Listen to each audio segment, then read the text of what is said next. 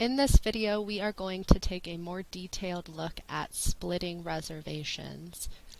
Now, the only spot to split reservations is on the grid. So I am already on the grid, but just to recap, you can go to that upper left-hand corner menu, scroll to the second option, Calendar, and it'll bring you to the calendar, or as we call it, the grid.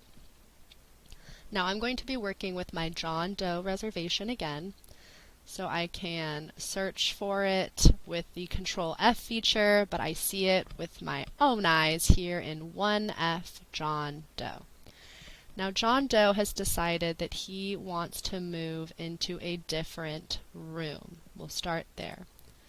So I click on his reservation, and the only spot that you are going to be able to access the split reservation option is in Quick Edit from the calendar box. So once I click, I go to the bottom of these options under reservation and hit Quick Edit. In this new box that appears, we're going to see checkboxes on the dates for selecting days. This is one way you can extend people or shorten reservations from the calendar, but we are going to go to the green button in this upper left-hand corner of the box that says Add Split. When I click it, you'll see another line pop up, and the first thing I want to do is select the new accommodation. Now John is just moving rooms, not room types at this moment, so I'm going to click the mixed dorm bed. And he wants to move after today, he wants to move tomorrow to a different room. There was something going on in his room that maybe he's too close to the street or someone is snoring, so I'm going to click accommodation name after I select which dates he will be moving. So I've selected the 3 days at the end of his reservation, and I will now click under accommodation name, and the options that we have are 39.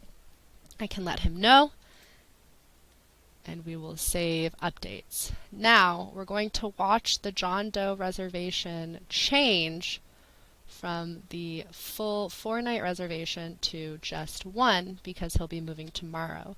The black slash at the end of this reservation lets us know it was split, and when I scroll down to 39, I see there is a black slash at the beginning for the rest of his reservation. The last 3 nights he is now in 39.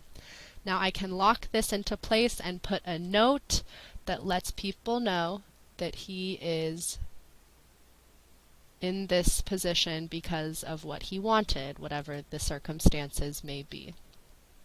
Now I'm going to change this. I'm going to go and edit the split. You can split him again and again as needed using the checkboxes and the add split. You can add multiple lines to this reservation here in the add split section, the quick edit section. Now John has decided he doesn't want to move from the dorm to another dorm, but he has a guest joining him and would like to move to a queen private. And here we can select that. That is going to change the price of our reservation.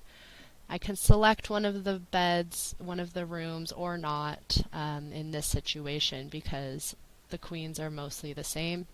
So I will hit Save Update, and now we'll watch this part of his reservation pop off of the grid and into another spot. So it's gone now, and when I scroll down, I see that black slash in the queen bed private rooms, and we see in our pop-up box here that he now has a balance. We'll inform him, and he does need to pay as soon as he can, preferably as he's making the changes. Now, it's pretty simple, but just remember the only spot to access the split is from the calendar. And you want to make sure that any balances are paid. And that is the simple way to split a reservation as needed.